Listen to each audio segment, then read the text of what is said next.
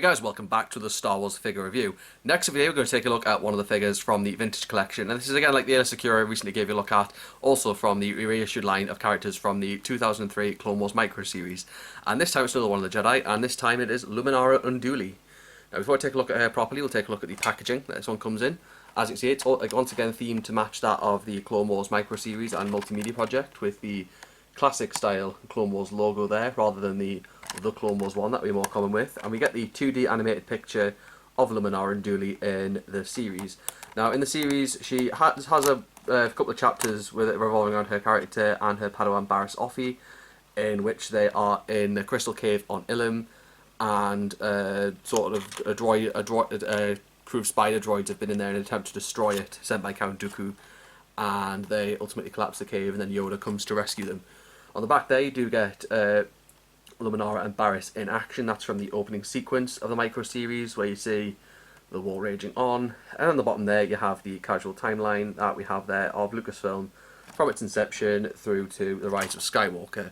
So obviously no additions of Mandalorian or Book of Boba Fett on there yet, but that's what we're getting with. Well, that's what we got with that. And again, it's another example of the good packaging that this has. A good image of Luminara when she's in the cave on Ilum there, and I really like that. So it's another good addition to the packaging there, and especially marking 50 years of Lucasfilm, as we see up there. So that's the packaging we've got for that one, the usual vintage packaging we usually get. Now we look at the figure herself. Now this is the first live action interpretation of Luminara that I've owned. I do have Luminara from The Clone Wars, the 2008 animated series, because she appears in two main story arcs in that line. There we go. The first one being where she's with Ahsoka and the dual General Grievous, and the second one being the second Battle of Geonosis, where she fights with Anakin on the upper ground, and then Barriss Offee and Ahsoka Tano take out the droid factory, and then she appears throughout the rest of the arc as well, in sort of taking down the factory. So that's what we got with her basically on screen. Again, she does appear in Attack of the Clones and Revenge of the Sith, albeit very briefly on screen. There is some deleted scene footage as well, which just shows her in action in the arena encounter. But looking at this figure now, I think it's a good live action interpretation for what we've got. Of course, it's meant to take from the animated series, which it does really well, and this one really sticks out. It goes well in the live action figures section as well. Like because I put this one in with my Attack of the Clones group of figures, because it just I feel it fits better in there, because I've already got an animated Luminara in my animated Clone Wars section, so this one just works better to have that way. Of course, the headdress is removable, so you do get to see Luminara without it on. We don't really see her without it on screen, with the exception being in Rebels, where they're using her corpse as a trap for unsuspecting Jedi to believe she's still alive. Of course, it's in like the third episode. You do also get the hood on the sort of sleeveless robe, but it's not really put upable there. But that's also an inclusion for the figure. I do tend to have it display it with the headdress on, because it just sort of makes the figure look better that way around. So there you go. It sort of holds on with the cloak that we have included here.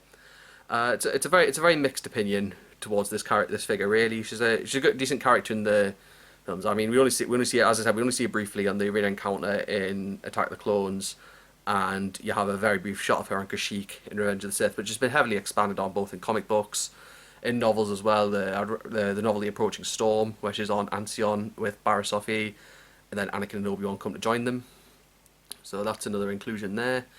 But I'd say it's a good figure. We did get this one, and we got Barriss issued in the line as well. Of course, Barriss had a bit more to her character added later on in the Clone Wars series.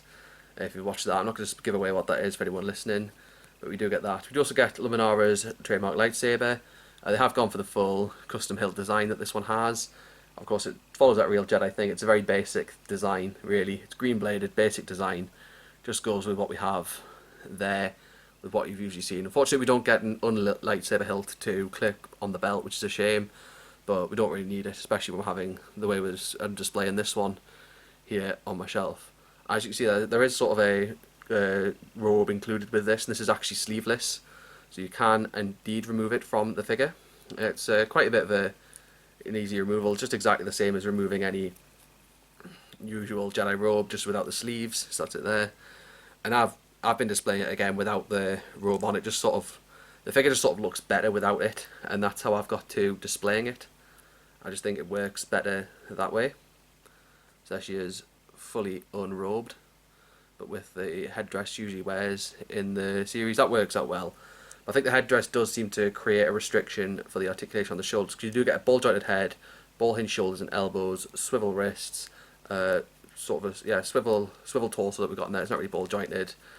Swivel hips, ball hinged knees and ball hinged ankles, so not really too much of a difference there with most of the articulation that we usually have, and it's not even a rocker ankle that we have on there. So that's a bit of a shame, because it does feel like this figure is sort of a reissue, because there wasn't a Luminara released in the Black series initially, but there was one, as I said, the vintage collection, should I say, but there was one released in the 3 3/4 inch Black series line, and I feel like this figure is sort of meant to be a reissue of that. I never got my hands on the Black series one, so I can't really have a full judgment of comment there, but this one it's a good one if you want to get a live action Luminara into your collection.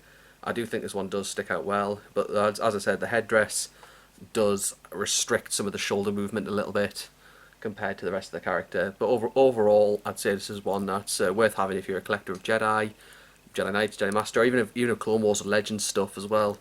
Like Legends, as I said, this is for Legends Clone Wars, but it can stand in well with movies or with a prequel trilogy shelf, or with even a 2008 Clone Wars shelf. Like with my figures that I've got up there, I've sort of got a merger with the I've sort of merged Legends and Canon Clone Wars together, so that's what I got. But this is a good addition to the collection. I'll leave a link down there to where you can buy it at Star Action Figures, and I thought it was a worthy addition regardless of how it turned out, and it does stick out well in figure collecting for anyone. If you're a fan, as I said, if you're a fan of the character, fan of any of the things she's been in, the Clone Wars, the Approaching Storm, anything like that, and you haven't got one yet, you can correct that and add this one to your collection.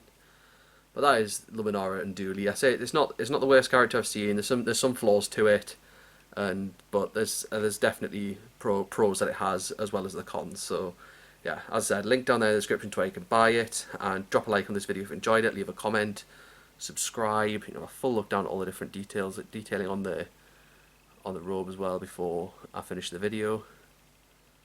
And then, as I said there, you can subscribe, and my Facebook, Twitter and Instagram links are all down there in the description below. Just give you a final look there, because I've just not sort of shown all this on the video, but it's just all little markings there. There you go. Yeah, cheers for watching, guys.